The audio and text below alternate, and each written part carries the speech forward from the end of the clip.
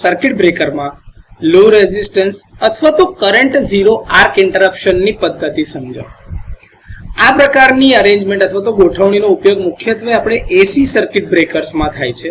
આમાં arc resistance ઓછો રાખવામાં આવે છે જ્યાં સુધી આર્કનો કરંટ શૂન્ય ન થાય ત્યાં સુધી, અને જેવો કરંટ ઝીરો થાય ત્યારે આપણે આર્કને ઓલવવાનો છે.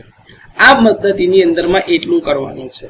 તો હવે એવું જોવા મળે છે કે રીસ્ટ્રાઇકિંગ વોલ્ટેજનું મૂલ્ય ઘણું વધારે હોય તો પણ આર્ક ફરીથી હવે સ્ટ્રાઇક થઈ શકે નહીં, કારણ કે તમે આર્ક ઝીરો એટલે કે કરંટ ઝીરો ઉપર એને ક્વેન્ચ કરો છો. કોન્ટેક્સની આસપાસના વિસ્તારમાં એની આજુબાજુ ધન આયન પણ હોય અને ઋણ આયન પણ હોય છે, તેથી એની ડાયલેક્ટ્રિક સ્ટ્રેન્થ કેવી હશે? ખૂબ જ ઓછી હશે. તેથી કોન્ટેક્ટના જેવા વોલ્ટેજમાં વધારો થાય તરત જ આર્ક ફરીથી સ્ટ્રાઇક થઈ જાય, કારણ કે ડાયલેક્ટ્રિક સ્ટ્રેન્થ જે છે મીડિયમની એ ઓછી છે.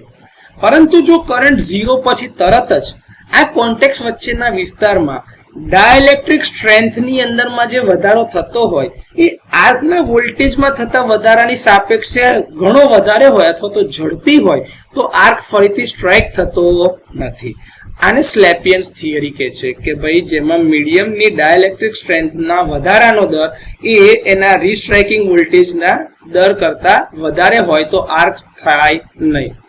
હવે માધ્યમની ડાયલેક્ટ્રિક સ્ટ્રેન્થમાં જ્યારે વધારો કરવાનો હોય તો એમાં એક કરતા વધારે પદ્ધતિનો ઉપયોગ કરવામાં આવે છે, જેમાં આયન અને કોન્ટેક્ટ વચ્ચેના વિસ્તારમાં એકબીજા સાથે ફરીથી જોડીને એટલે કે રીકોમ્બિનેશન કરીને તટસ્થ અણુઓમાં રૂપાંતરિત કરવામાં આવે. એટલે કે ધન આયન અને ઋણ આયન ભેગા કરી દેવામાં આવે તો ન્યુટ્રલ મોલેક્યુલ એટલે કે તટસ્થ અણુ બની જાય. અથવા તો આયનોને આપણે દૂર કરીએ અને એની જગ્યા પર તટસ્થ અણુઓને એનું સ્થાન લેવા દઈએ તો પણ મીડિયમની ડાયલેક્ટ્રિક સ્ટ્રેન્થમાં વધારો થાય. હવે આ રીતે માધ્યમના ડી આયનીકરણની જે પદ્ધતિ છે એને અલગ અલગ રીતે કરી શકાતું હોય છે, જેમાં એક છે કોન્ટેક્ટ વચ્ચેનું અંતર ઝડપથી વધારીને. તો ડાયલેક્ટ્રિક સ્ટ્રેન્થ અંતર ઉપર આધારિત છે. વાહક પ્લેટો એટલે કે જે તમારા ફિક્સ કોન્ટેક્ટ અને મૂવિંગ કોન્ટેક્ટ જે હશે એની વચ્ચેનું અંતર વધારવાથી ડાયલેક્ટ્રિક સ્ટ્રેન્થમાં વધારો થાય છે. હવે જો કોન્ટેક્ટ વચ્ચેનું અંતર ઝડપથી વધારવામાં આવે તો ડાયલેક્ટ્રિક સ્ટ્રેન્થ પણ ઝડપથી વધશે. ડાયલેક્ટ્રિક સ્ટ્રેન્થ વધશે તો તમારો rate of rise of restriking voltage કરતા જો એનું બિલ્ડઅપ વધારે હશે તો આર્ક રીસ્ટ્રાઇક થશે નહીં.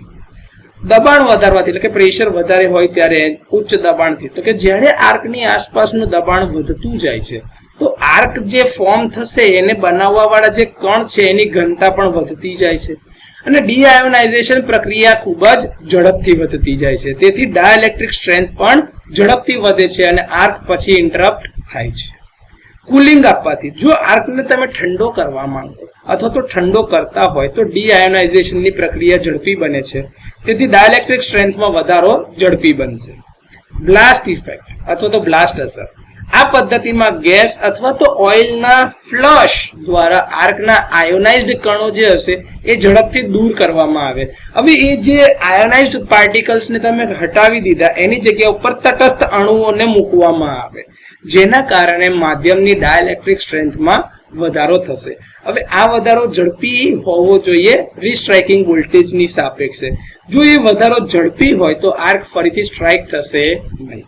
તો આ રીતે સર્કિટ બ્રેકરમાં લો રેઝિસ્ટન્સ અથવા તો કરંટ ઝીરો આર્ક ઇન્ટરપ્શન પદ્ધતિથી આર્ક ઇન્ટરપ્ટ થાય છે.